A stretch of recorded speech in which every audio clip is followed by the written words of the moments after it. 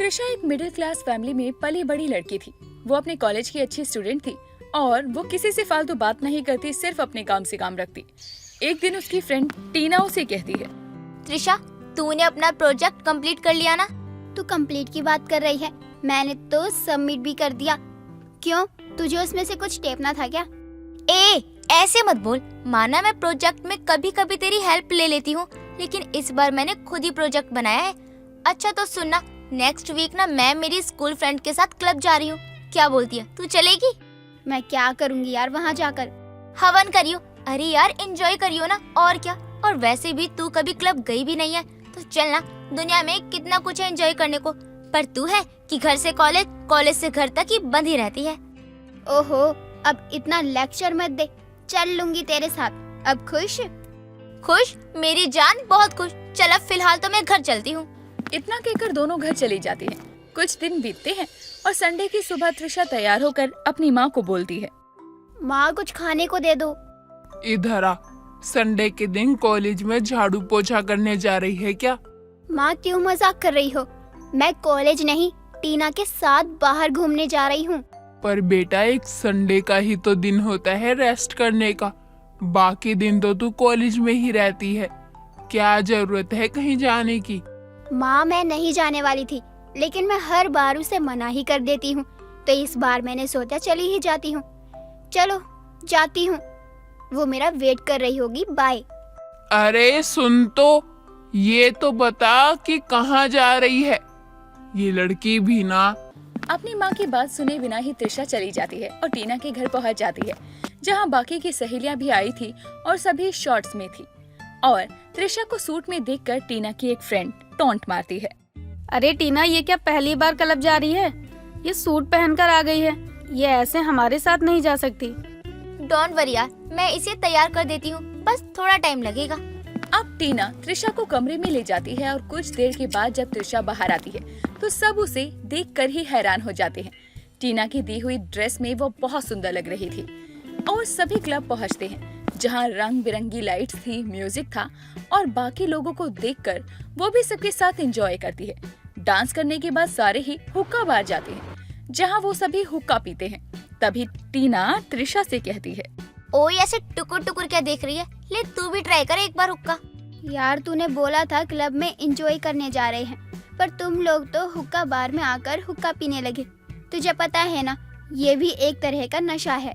Don't worry Trisha, ये flavour वाला हुक्का है, इसे पीकर कोई नशा नहीं होता।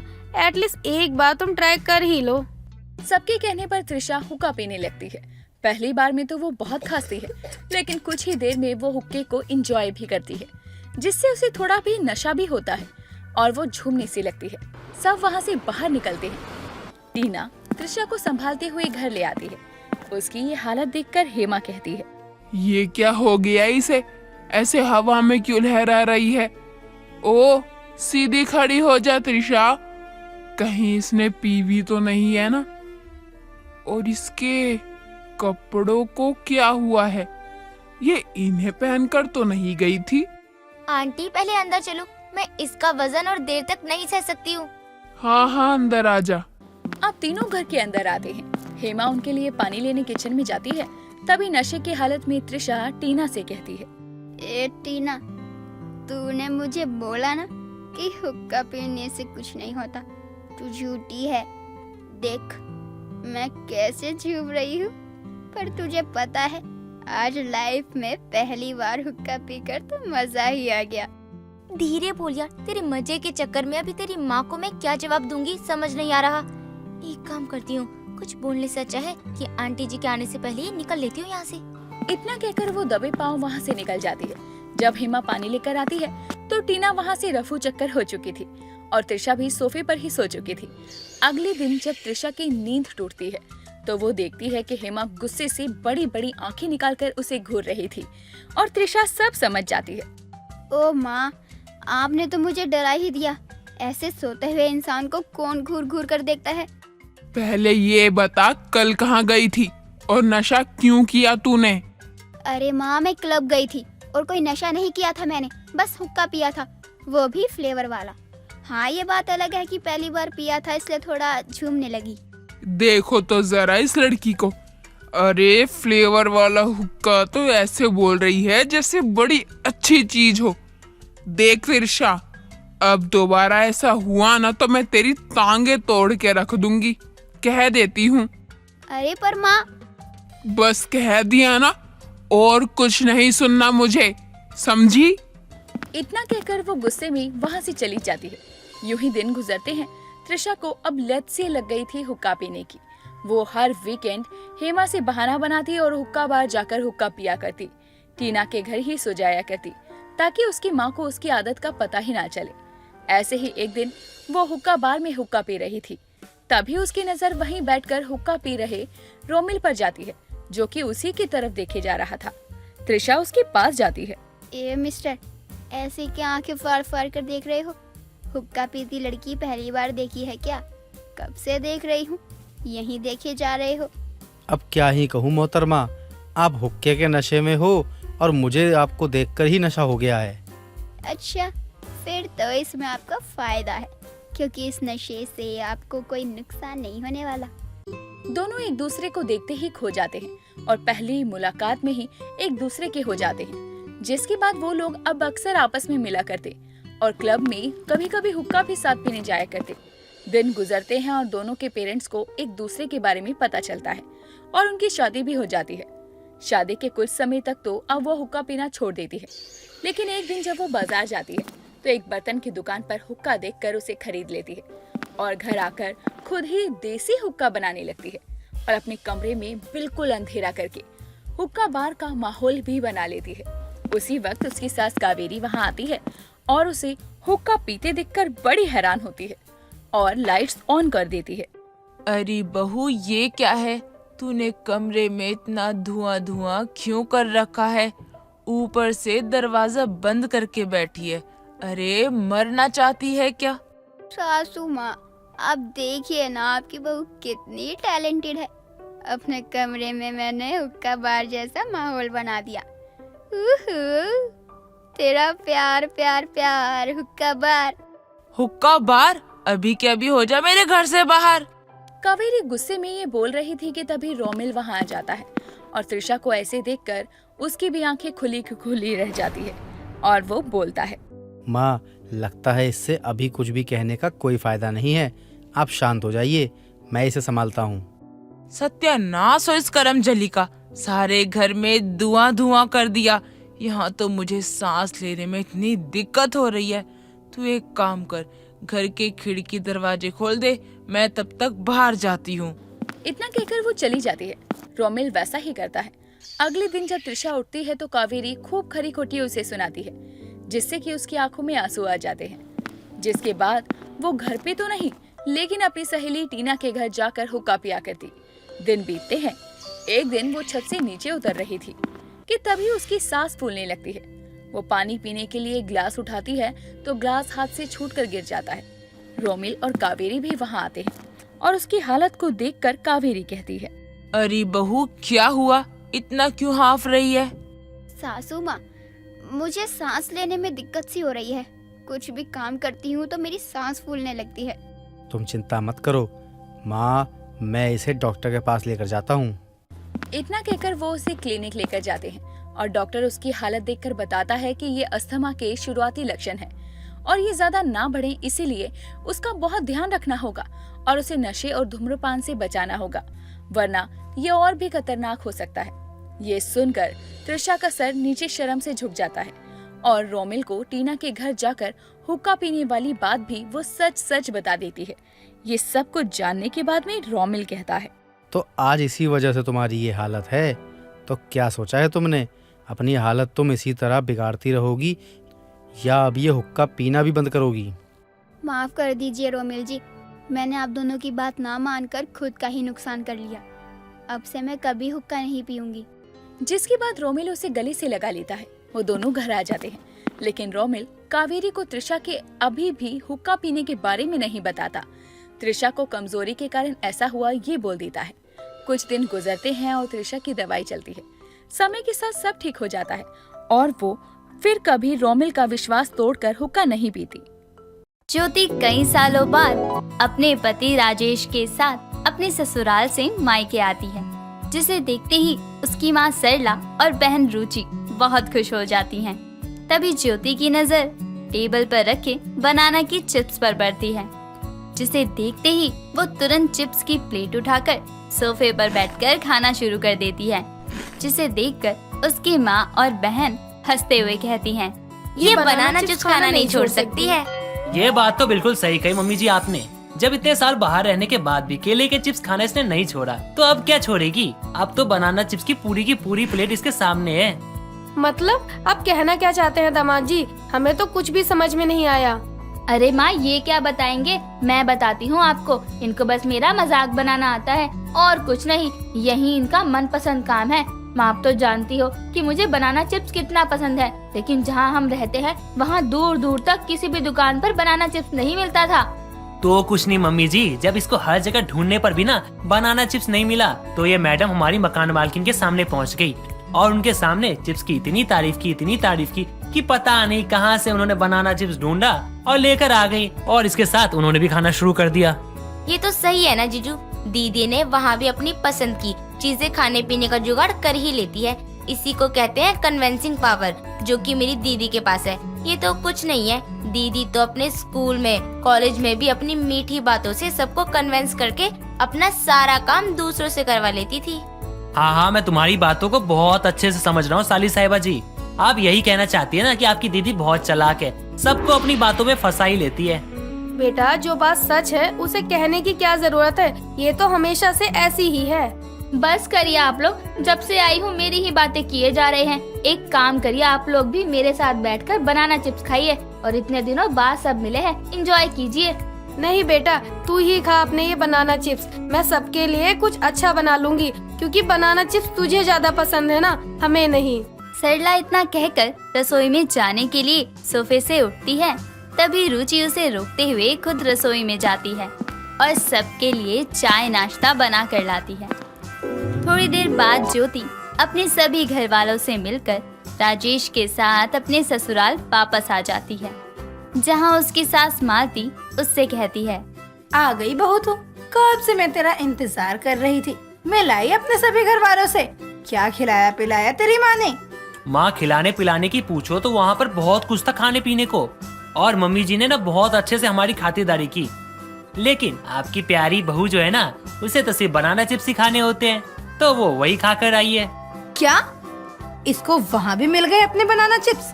माँ, वहाँ तो मिलेंगे ही ना, इसने आदत भी तो वहीं से डाली है अपने बनाना चिप्स खाने की। और जब हम वहाँ पहुँचे तो वहाँ पे चाय नाश्ता चल रहा था, तो मैडम जी ने देखा कि भाई बनाना चिप्स रखे हुए, और ये टूट पड़ी उस पर। तो क्या हुआ, अपने घर गई थी, कहीं बाहर तो मैंने ऐसी हरकत नहीं की ना जिससे आपकी इंसल्ट हो। अब क्या अपने घर में भी अपनी पसंद का नहीं खा सकती हूँ क्या? मैंने ऐसा कब बोला? तुम्हारा जो मन करे तुम खाओ। मैं तो माँ को इसलिए बता रहा था क्योंकि सबको यही लग रहा था कि तुम इतने साल बाद वापस आई हो, तो शायद तुम्हारी पसंद बदल गई हो। लेकिन इनको क्या पता, ऐसा कुछ तो है ही नहीं। जाने दे बेटा, कोई बात नहीं। और वैसे भी जगह बदलने का मतलब ये थोड़ी ना है कि इंसान अपनी पसंद बदल ले। वो बात तो सही है माँ, लेकिन इंसान को ऐसा भी तो नहीं होना चाहिए ना कि वो अपनी पसंद के सिवा कुछ और खा ही ना पाए। लेकिन माँ, सच बताऊँ, आप वहाँ होती ना और इसको बनाना चिप्स खाते हुए देखती तो आपको बहुत हंसी आती। बस करिए आप, जब से आई हूँ अपने मायके से मेरा मजाक ही उड़ाते जा रहे हैं आप। मुझे आपसे कोई बात ही नहीं करनी है। ज्योति इतना कहकर गुस्से में वहाँ से चली जाती है। समय बीतता है। तभी एक रोज ज्योति हॉल में कच्चे केले काट रही होती है। तभी उसकी पड़ोसन रजनी वहाँ आती है और इतने सारे कच्चे केलों को देखकर उससे कहती है, बहू, इतने सारे कच्चे केले? सब्जी मंडी में सब्जी लगाने का काम शुरू करने वाली है तू, जो इतने सारे कच्चे केले बैठकर काट रही है? नहीं आंटी जी, वो तो मैं। अच्छा, समझ गई। लगता है तू कच्चे केले की सब्जी बनाने वाली है। लेकिन बहू, ये केले कुछ ज्यादा नहीं है। इतने केलों में तो हमारे पूरा मोहल्ले के लिए सब्जी बन जाएगी। यही तो परेशानी है आंटी जी आपकी, कि आप सारी बातें बिना बताए ही समझ जाती हैं। आंटी जी, पहले आप मेरी पूरी बात तो सुनिए ना। किसने कहा है आपको कि मैं सब्जियों के लिए कच्चे केले काट रही हूँ? बल्कि मैं तो। ज्योति रजनी को केले के चिप्स के बारे में बता ही रही होती है कि तभी वहाँ मालती आ जाती है और हंसते हुए कहती है, क्या रजनी, तू भी? मेरी बहू कुछ समय के लिए बाहर क्या चले गई? तू भूल ही गई कि मेरी बहू बनाना चिप्स खाने वाली है। ये सब उसी को बनाने की तैयारी हो रही है। क्या तेरी बहू की बनाना चिप्स खाने वाली आदत अभी तक नहीं गई? जिस तरह से ये बनाना चिप्स खाती रहती थी पूरे दिन, मुझे तो लगता है इतने सालों में बोर हो गई होगी और छोड़ दिया होगा खाना और बनाना। लेकिन यहाँ तो नजारा ही कुछ और है। बहू, तू वहाँ भी ऐसे ही कच्चे केलों की चिप्स बनाकर खाया करती थी? आंटी जी, वहाँ मुझे केले की चिप्स बनाने की जरूरत नहीं पड़ती, ना ही खरीद कर लाने की जरूरत पड़ती थी, बल्कि मेरी मकान मालकिन मुझे खुद चिप्स लाकर देती थी और साथ खाती भी थी। लेकिन वो कैसे? राजेश बेटा तो कहता था कि बहुत खड़ूस थी तेरी मकान मालकिन, हमेशा सुनाती रहती थी। आंटी जी, खड़ूस लोगों के साथ लोग खड़ूस बनकर ही रहते हैं, क्योंकि जैसा हम लोगों के साथ रहेंगे वैसा ही लोग भी तो हमारे साथ रहेंगे ना। वो बात तो तेरी सही है बहू, लेकिन आज के जमाने में कोई अपना काम नहीं करता तो दूसरों को क्या ही करेगा? फिर वो तेरे लिए चिप्स लेकर क्यों आती थी? मैं बताती हूँ, क्योंकि इसने अपनी तरह उसे भी बनाना चिप्स खाने वाली बना दिया था, तो वो इसके लिए नहीं बल्कि अपने लिए लाती थी। तभी तो मैं कहूँ कि कौन इतना फ्री है जो दूसरों के लिए इतनी मेहनत करेगा। तब तो तेरी बहू बहुत चालाक है मालती, जो अपनी मीठी बातों से किसी से भी अपना काम निकलवा सकती है। तुझे आज पता चला? मैं तो जब इसे अपने घर की बहू बनाकर लाई थी, मुझे तभी पता चल गया था कि मेरी बहू बहुत चालू है। मालती की बात सुनकर रजनी हंसने लगती है। उन सभी की बातें दरवाजे पर खड़ा राजेश सुन लेता है, जिसे सुनकर वो अंदर आता है और कहता है, लेकिन अब ज्योति को भी ना ये सब करने की कोई जरूरत नहीं पड़ेगी, क्योंकि अब जहाँ मेरा ट्रांसफर हो रहा है वहाँ के फैक्ट्री में केले के चिप्स की पैकिंग होती है आगे सप्लाई करने के लिए। तो अब ज्योति को ना बनाना चिप्स बनाने की टेंशन नहीं होगी और ना ही ढूंढने की। क्या तू सच बोल रहा है? अब तो बहू की निकल पड़ी। चलो अच्छा है, बहू को केले के चिप्स खाने के लिए अपने मकान मालकिन को नहीं पटाना पड़ेगा और ना ही वो अपनी तरह किसी को बनाना चिप्स खाने की आदत डलवानी पड़ेगी। हाँ माँ, ये आपने सही कहा। और अब मैं भी देखता हूँ कि ज्योति बनाना चिप्स कितना खा सकती है, क्योंकि अब तो मेरी जॉब भी उसी जगह लग गई। इस बार पहली बार ऐसा होगा कि आपके ट्रांसफर से मुझे खुशी हुई, वरना आए दिन नए शहर में भेज देते हैं जहां अपनी पसंद का कुछ मिलता ही ना हो। बट इस बार ऐसा नहीं है, ये चीज बहुत अच्छी है। वैसे निकलना कब है ये भी बता दीजिए। अभी 1 हफ्ता तो लग ही जाएगा प्रोसेस पूरा होने में। 1 हफ्ता? इतना टाइम थोड़ा और जल्दी नहीं हो सकता क्या? अब जाना ही है तो क्यों लेट करना? हे भगवान, मेरी बहू बनाना चिप्स की कितनी दीवानी है कि इसे अपनी सास को अकेले छोड़कर जाने का भी दुख नहीं है कि इसकी बूढ़ी सास कैसे रहेगी। बात वो नहीं है माँ जी, बात ये है कि आज तक मुझे पैसे खर्च करके या मेहनत करके ही बनाना चिप्स खाने को मिला।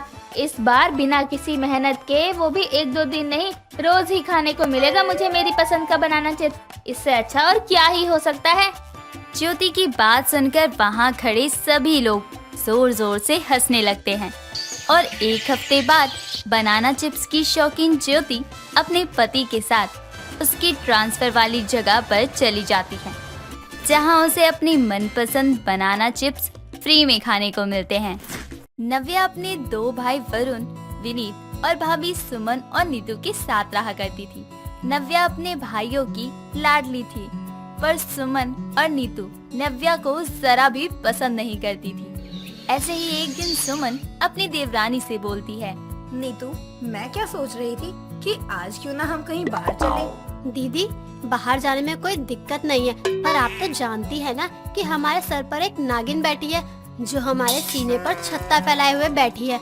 अब अगर हम अपने पतियों के साथ कहीं भी बाहर जाएंगे तो हमारे पति उसको छोड़कर तो जाएंगे नहीं। अब जब भी जाएंगे तब वो उसे हमारे साथ ही लेकर जाएंगे। यार, बोल तो तुम बिल्कुल सही रही हो। मैं भी बहुत दुखी हूँ इस लड़की से। ये ननद नहीं, बोझ बनकर रह गई है बस। पता नहीं कब यहाँ से निकलेगी। तुम चिंता मत करो दीदी, आज जब भी ये आएंगे ना तो उनसे मैं नव्या की शादी की बात छेड़ूंगी। हाँ हाँ, एक बार बात करके जरूर देखना, क्या पता इन भाइयों के दिमाग में कुछ घुस जाए और उसकी शादी करवा दे। मम्मी पापा तो इस मनहूस को यहाँ छोड़कर चले गए, पर अब हम लोगों को इसे झेलना पड़ रहा है। जहाँ दोनों देवरानी जेठानी, माँ पिताजी, आप मुझे क्यों छोड़कर चले गए? देखो ना, आपके जाने के बाद भाभिया मुझसे कितना चिढ़ती है। काश आप यहाँ होते। अगर आप यहाँ होते ना तो सच में मुझे कोई कुछ नहीं बोलता और फिर मैं इस घर में नौकरानी नहीं बल्कि रानी बनकर रहती। नव्या अपने माता पिता की फोटो से बात करते करते सो जाती है। तो वहीं शाम की चाय जब सुमन और नीतू के सामने नहीं आती, तब नीतू चिल्लाते हुए नव्या को आवाज लगाती है। महारानी, ओ महारानी, कहाँ मर गई? जिंदा है भी या नहीं?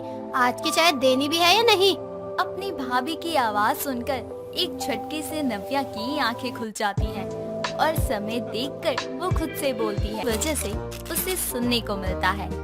बस इसलिए अब नीतू अपनी ननद से बदला लेना चाहती, इसलिए अब सुबह जब वरुण और विनीत अपने काम पर निकल जाते हैं, तब नीतू सुमन से कहती है, आपको पता है दीदी, कल रात क्या हुआ? इस मनूस के चक्कर में विनीत जी मुझ पर गुस्सा होने लगे। मुझे तो समझ ही नहीं आ रहा कि आखिर मैं इसको यहाँ से कैसे निकालूं। नीतू, देवर जी ने तुम पर अपना गुस्सा उतारा खाली इस करमजली के चलते। अरे मैं तुम्हारी जगह होती ना तो कसम से मैं इसको इसकी औकात दिखा देती। आप चिंता क्यों करती है दीदी? सुबह हो चुकी है पर महारानी अभी तक नहीं उठी, इसलिए आप मेरा कमाल देखिए। नीतू अपनी ननद नव्या के कमरे में उसे उठाने के लिए जाती है और उसे देर तक सोता हुआ देखकर उसके ऊपर से कंबल हटाते हुए अपनी ननद से कहती है, अरे हीरोइन, उठ जा, आज उठना भी है या नहीं? महारानी बनी हुई है, 12-12 बजे तक सोती रहती है। भाई तो कुछ बोलता नहीं है तो सोचती है कि यूं ही आराम फरमाऊं। भाभी उठ ही रही थी, वो मैं बस। ना ना, पड़ी रह तू तो महारानी है, सारा काम तो मैं करूँगी। तेरे मरे हुए माँ बाप ने मुझे नौकर जो बनाकर यहाँ छोड़ दिया है। भाभी पापा जी के ऊपर मत जाइए। और रही बात मेरी, तो आज मुझे अपनी तबीयत ठीक नहीं लग रही थी, बस इसीलिए आज लेट हो गया है। हाँ, तेरी तो रोज ही तबीयत खराब रहती है। देख, उठ जा, घर का काम भी करना है। पता नहीं कब से छुटकारा मिलेगा मुझे। भाभी मुझसे जो भी होता है वो मैं कर ही देती हूँ, फिर भी आप ऐसे क्यों बोलते हो? मैंने कभी कुछ नहीं कहा कि मुझे ये नहीं करना, पर फिर भी। फालतू ना बकवास मत कर, उठ जा। सारा दिन खाना पीना और सोना ही है। उठ कर सारा काम कर ले अब। नीतू के कहने पर नव्या जा ही रही होती है कि इतने में नीतू एक बार फिर नव्या से कहती है, अरे ओ महारानी, ये जो कंबल है वो कौन लपेटेगा? चल इसको लपेट कर बाहर आ। खून पी रखा है इसने मेरा। काम धाम एक है नहीं और ड्रामे तो ऐसे करेगी जैसे ना जाने कहाँ की राजकुमारी है। इतना कहकर वो वहाँ से चली जाती है और बेचारी नव्या वहाँ रोती रह जाती है। समय गुजरता है और एक दिन जब नव्या टीवी देख रही होती है, तभी उसकी भाभी कपड़े लेकर आती है और उससे कहती है, सारा दिन तुझे आराम ही दिखता है क्या? ये क्यों नहीं सोचती कि थोड़ा सा काम करवा लूं अपनी भाभीयों का? भाभी मैं सारा काम तो करती हूँ, फिर भी आप ऐसे क्यों करते हो मेरे साथ? हाय, देखो तो कैसे कच कच करके कैची की तरह जुबान चला रही है। सारा दिन आराम फरमाएगी महारानी। अगर कोई इसको काम बोल दे तो इसको मौत आ जाती है। क्यों, सही बोल रही हूँ ना मैं?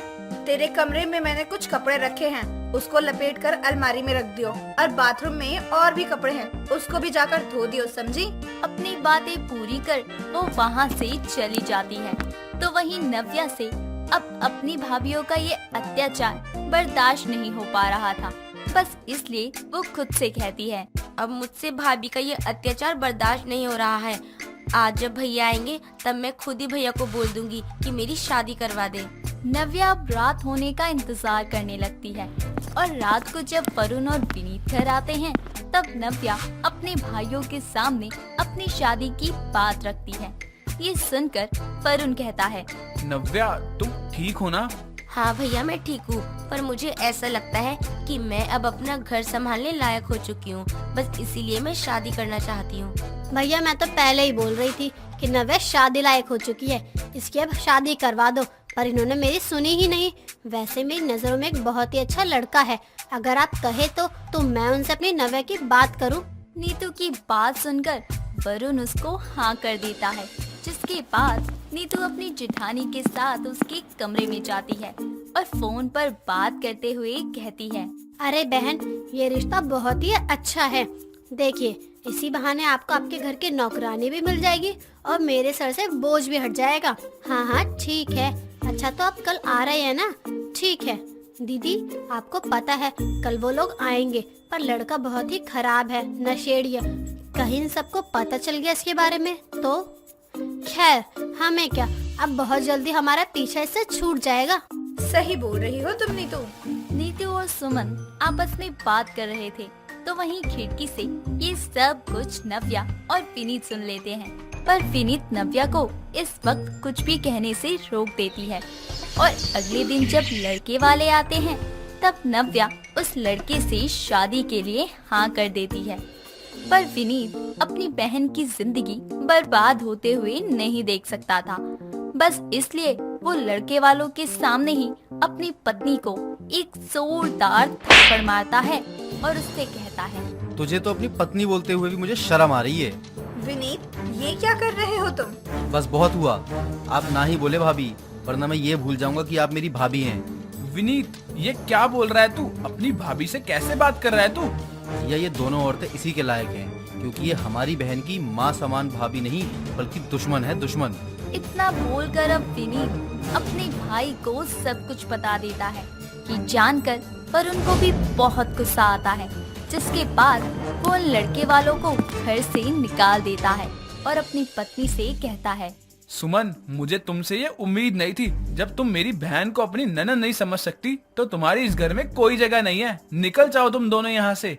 भैया रुक जाइए, भाभी को घर से मत निकालिए। मैं ना तो पहले आप लोगों का घर बर्बाद करना चाहती थी और ना अब करना चाहती हूँ। प्लीज भैया, आप लोगों का रिश्ता खराब ना हो, बस इसीलिए मैंने इस रिश्ते के लिए हाँ की थी। ये दोनों मेरी माँ समान है, इनको मत निकालिए। हमें माफ कर दीजिए। हाँ वरुण जी, हम आगे से ऐसा कभी कुछ नहीं करेंगे।